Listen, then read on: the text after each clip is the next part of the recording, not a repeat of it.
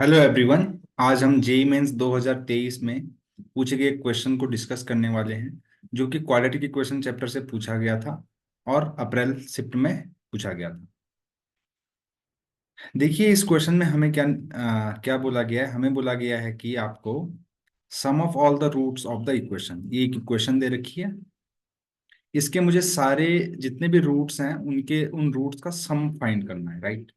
तो देखिए, हमने जनरली क्वाड्रेटिक इक्वेशन को सॉल्व किया है, बट यहाँ पर आप देखेंगे कि यहाँ पर मॉड लगा हुआ है, और मॉड को देखते ही हमारा हालत खराब हो जाएगा कि मॉड को कैसे सॉल्व करें। बट बहुत ही आसान है। देखिए, कभी भी आपको अगर पूरे मैथमेटिक्स में कहीं पे भी किसी एक्सप्रेशन में अगर मॉड दिखाई दे, तो सबसे पहले हमें मॉड को क्या करना है, ओपन करना होता है। तो देखिए, जो मॉड एक्स होता है वो डिफाइन कैसे होता है। आप डायरेक्टली मॉड एक्स को एक्स लिख सकते हो या फिर माइनस एक्स लिख सकते हो, depending on the value of x. अगर एक्स की वैल्यू लेस देन जीरो है, यानी कि नेगेट सॉरी, अगर एक्स की value greater than equal to zero है, मतलब मॉड के अंदर वाली वैल्यू ऑलरेडी पॉजिटिव है, तो रूट को हम डायरेक्टली रिमूव कर देते हैं। और अगर रूट के अंदर वाली वैल्यू नेगेटिव है, तो हम उसके बाहर से माइनस लगा लेते ताकि वो पॉजिटिव हो जाए। तो x is less than zero. तो वही कॉन्सेप्ट कुछ यहाँ पर भी है। तो जो मॉड के अंदर वाला है, यानी कि जो ये मॉड में लिखा गया है एक्स स्क्वायर माइनस 8x + 15, ठीक है। तो इसको मैं डिफाइन कैसे करूंगा, देखिए। इसको डिफाइन करने का तरीका ये है कि आप इसको डायरेक्टली लिख लो, x² - 8x + 15, और इसको आप माइनस साइन के साथ लिख सकते हो, -x² - 8x + 15, राइट। ये कब लिखोगे आप, जब ये वैल्यू ग्रेटर देन जीरो होगी। मतलब मानो बात, इसको मैं पी बोल दिया, इस वैल्यू को मैंने पी बोल दिया। अगर पी की value greater than equal to zero हुई तो आप ऐसा लिखोगे। अगर पी की वैल्यू लेस देन जीरो, अब आप कंफ्यूज मत होइएगा कि पी क्या है। मैंने यहाँ पे पी एज्यूम कर लिया, P is equal to x² - 8x + 15। इसको मैंने एज्यूम किया है पी, राइट। तो पी का वैल्यू अगर ग्रेटर देन जीरो है तो आप डायरेक्टली पॉजिटिव साइन के साथ खोलेंगे, अगर लेस देन जीरो है तो इस साइन के साथ खोलेंगे। अब मैं डिटरमाइन कैसे करूंगा कि ये whether it is a positive और नेगेटिव। तो देखिए, इनइक्वालिटी, आपको ये डिटरमाइन करना है कि ये कब greater than equal to zero होगा। तो आपने greater than equal to zero का साइन किया। इसके आप फैक्टर फैक्टर कर सकते हैं, x - 3 और x - 5, इसके दो फैक्टर होंगे, राइट। तो देखिए, यहाँ पर एक नंबर लाइन बनाई है, रूट को आप नंबर लाइन में ड्रॉ कर दीजिए, राइट। यहाँ पे माइनस इन्फिनिटी है, यहाँ पे इन्फिनिटी है, और राइट मोस्ट में प्लस माइनस प्लस लिखते चलिए। देखिए, अब ये जो इनइक्वालिटी है, ये एक्सप्रेशन लिखा गया है, ये greater than equal to zero कब है, जब यहाँ पर पॉजिटिव है, राइट। तो इसका मतलब x² - 8x + 15 greater than zero तब होगा जब x का वैल्यू या तो 3 से छोटा होगा, लेस देन इक्वल टू 3, और x is greater than equal to 5 होगा। और सेकेंड वन इज, ये कंडीशन हमें पता चल गई, राइट। दूसरी कंडीशन ये है कि x² - 8x + 15 less than zero, क्योंकि इक्वलिटी मैंने ग्रेटर देन के साथ ली है, तो लेस देन के साथ इक्वलिटी नहीं लूंगा। तो यानी कि ये वैल्यू कब होगी, ये वैल्यू जब होगी तो मतलब x की जो वैल्यू है वो 3 से 5 के बीच में होगी। x कहाँ से कहाँ तक होगा, 3 से 5 के बीच में होगा। ये बात हमें पता होनी चाहिए। चलिए, तो अब ये जो गिवन क्वेश्चन था, मतलब मैंने इसको कैसे इंटरप्रेट किया, इसको मैं पॉजिटिव साइन के साथ या नेगेटिव साइन के साथ खोलूंगा, ये मैंने कैसे डिसाइड किया, according to the value of x. अगर अंदर वाला पॉजिटिव है तो मॉड हटा दीजिए। तो देखिए, पॉजिटिव कब था, मॉड के अंदर वाला जब पॉजिटिव था, तो गिवन इक्वेशन को हम कैसे लिख सकते हैं, x² - 8x + 15 -2x + 17 = 0, जब वैल्यू x की वैल्यू इस इंटरवल में लाई करती है, ठीक है।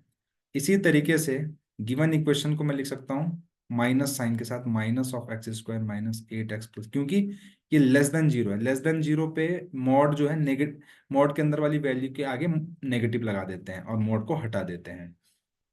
-2x + 7 = 0। यहाँ से देखिए, आप इसको पूरे एक्सप्रेशन को दूसरी साइड लेके भी जा सकते हैं। तो x² - 8x + 15, मतलब -1 से आप इसको इंटू कर लीजिए, तो कुछ इस तरीके से ये हो जाएगा। ये नेगेटिव था तो प्लस हो गया, ये नेगेटिव प्लस हो गया, ये माइनस हो गया, राइट। तो अगर आप इसको ध्यान से देखेंगे तो एक्स स्क्वायर माइनस 6x, 15 में से 7 गया तो 8 बचेगा, ऐसा कुछ आ गया। और यहां से आप ध्यान से देखिएगा, 8 2 10 यानी x square minus 10x plus 15 7 22 is equal to 0। तो यहाँ से कुछ इस तरीके से आ गया। अब इसको सॉल्व करेंगे हम क्वाड्रेटिक फॉर्मूला से, राइट। दोनों को कर सकते हैं बट इसके तो मैं डायरेक्टली फैक्टर कर लूंगा। x-4 x-2 equal to 0। यहाँ से आएगा x = 4 और x = 2। ठीक है, पहले हम वैल्यू निकाल लेते हैं, फिर आगे हम कुछ वेरिफिकेशन करेंगे वो मैं आपको बताऊंगा। अब यहाँ पर देखिए, यहाँ से x की वैल्यू जो आएगी वो आएगी 10 प्लस माइनस, क्वाड्रेटिक फॉर्मूला सबको पता होगा आई होप, तो इसलिए मैं डायरेक्टली यहाँ पे सॉल्व कर रहा हूँ। 10² - 4 AC यानी कि 22/2। तो यहाँ से x = हो जाएगा 5 प्लस माइनस 100 - 88 यानी कि 12। क्या होता है, 2 4 3 यानी कि 2√3 आप लिख सकते हैं, रुकिए, अपॉन में 2। फिर ये 5 प्लस माइनस √3 आप इसको लिख सकते हैं। यहाँ से आपके पास x की दो वैल्यू आ जाएंगी, x = 5 प्लस √3 और x = 5 माइनस √3। अब अगर आप इसको अप्रोक्स करेंगे ना, तो इसको ध्यान से देखिए, ये जो वैल्यू आएगा 5 - 1.7 के आसपास अगर आप माइनस करेंगे तो करीबन 3.9 के आसपास ये वैल्यू आएगी। इस वैल्यू को आप अप्रोक्स करोगे 6.71 के आसपास आएगी अप्रोक्स। ठीक है, यहाँ पर तो एग्जैक्ट वैल्यू मेरे पास है इंटीजर में।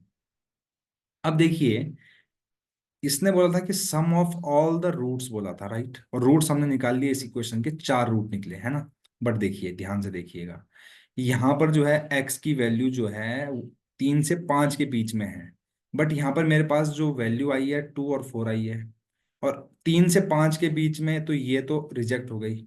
ये वाली ये वाली क्या हो गई, रिजेक्ट हो गई, क्योंकि 3 से 5 के बीच में नहीं है। एक्चुअली में हम इंटरसेक्शन करते हैं कभी भी ना, अगर मेरे पास x की वैल्यू पहले से मेरे पास कुछ रिस्ट्रिक्शन है, तो मैं इस रिस्ट्रिक्शन के अंदर ही, इस रिस्ट्रिक्शन के अंदर जो सॉल्यूशन होगा वही मेरा आंसर होगा। तो इसके अंदर ये वाला हो गया x = 4, तो यहाँ से आया x = 4।